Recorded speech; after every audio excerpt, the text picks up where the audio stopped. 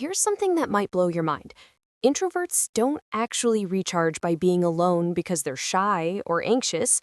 Their brains are physically wired to process the world differently.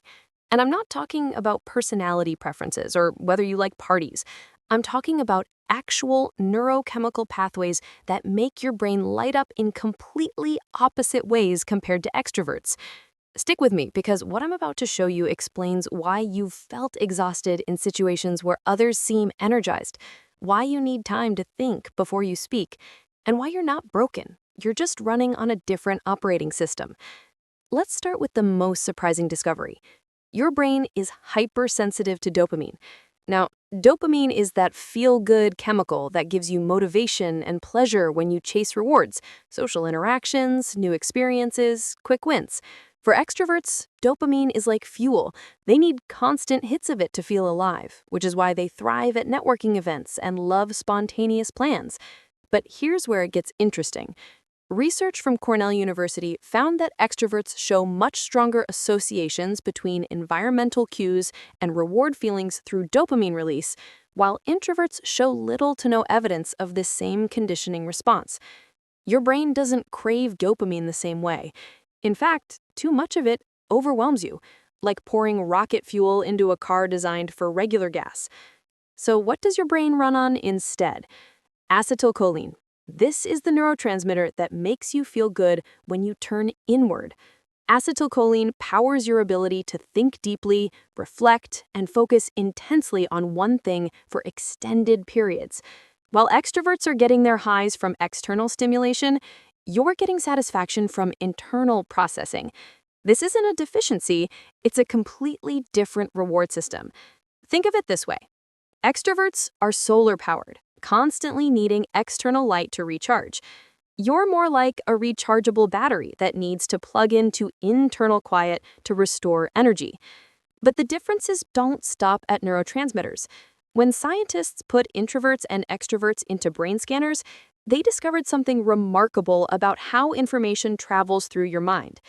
The pathway for processing stimulation in introverts is longer, traveling through areas associated with empathy, self-reflection, emotional meaning, speech planning, and long-term memory storage.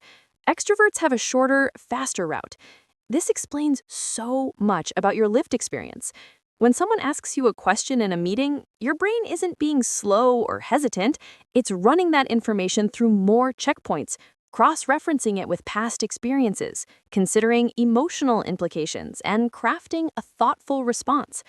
Extroverts can shoot from the hip because their processing loop is shorter. You're doing more computational work. Here's where the story takes an unexpected turn. Remember how your brain is more sensitive to dopamine? That sensitivity has real consequences in modern life. Studies show that introverts can become overwhelmed from the constant flood of stimulation throughout the day. Classes, group work, part-time jobs, family interactions, because this releases noradrenaline in response to dopamine, creating a feeling of being completely overstimulated. You're not antisocial, you're not weak. Your nervous system is legitimately getting flooded with chemicals that put you on high alert. Imagine trying to relax while someone plays loud music and flashes strobe lights at you. That's what everyday stimulation can feel like to an introverted brain that's hit its threshold. And this is where people get introverts completely wrong.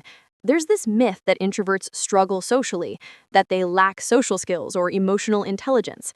The research paints a picture entirely different. Brain imaging shows that introverts have increased blood flow to the right front insula, an area associated with empathy, self-reflection, and emotional meaning. You're not less socially capable, you're processing social information more deeply. You notice subtleties, you read between the lines, you remember emotional details that others miss. The issue isn't competence, it's that this level of processing is exhausting when it's constant. Now, let me tell you something that might frustrate you. The world is designed for extroverts, and the research confirms this creates real disadvantages for you.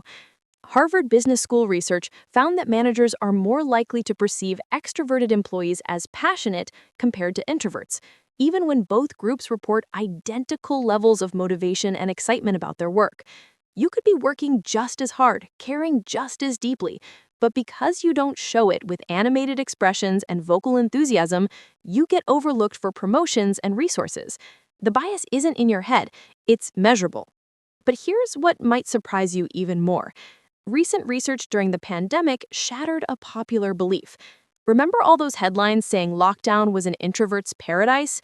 Studies examining psychological impacts found that introverts did not actually fare better than extroverts during social distancing, experiencing similar levels of psychological difficulty across psychosocial and affective domains. Why? Because being introverted doesn't mean you don't need connection. You just need it differently, in smaller doses, with greater depth, with time to decompress between interactions. This brings us to perhaps the most important finding. Your introversion has a profound impact on your relationships, and it's more nuanced than you might think. Research from the University of Central Florida in 2024 found that increases in introversion were associated with decreases in emotional self-disclosure, which in turn affected friendship intimacy. Not because you don't want close friends, but because your brain needs more time to process whether it's safe to open up. You're running that information through your longer neural pathway, checking it against past experiences, considering implications. You're not being guarded, you're being thorough. But when introverts do form friendships, something powerful happens.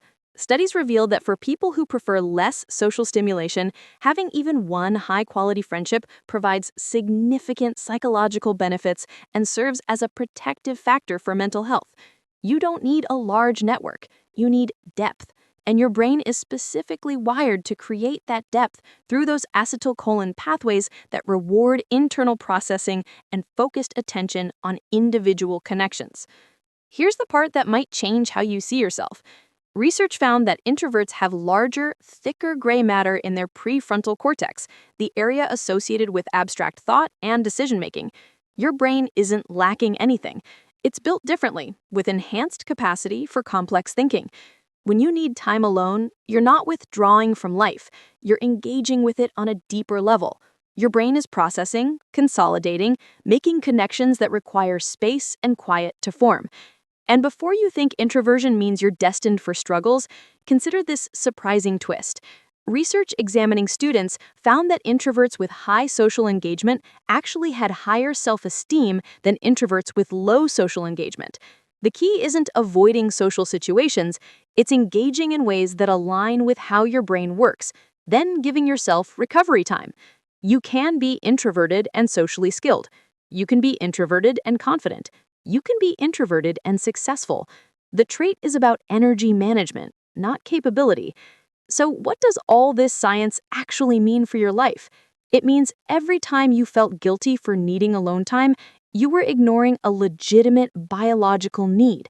Every time you forced yourself to be more outgoing, you were working against your brain's natural reward system. Every time someone told you to speak up faster, they were asking you to bypass the very neural pathways that make your thinking more thorough. Understanding that your brain is more sensitive to dopamine, thrives on acetylcholine, and has naturally higher cortical arousal isn't about limitation, it's about making choices that support your actual wiring. Your brain isn't wrong. It's not inferior. It's not something to fix. It's a different system with different strengths, different needs, and different ways of experiencing the world. The exhaustion you feel in overstimulating environments isn't weakness. It's your nervous system telling you it's doing too much computational work. The time you need to formulate responses isn't slowness, it's thoroughness. The way you prefer deep conversations over small talk isn't antisocial, it's your acetylcholine pathways lighting up the way they're designed to do. You're not broken. You're just running on a different operating system.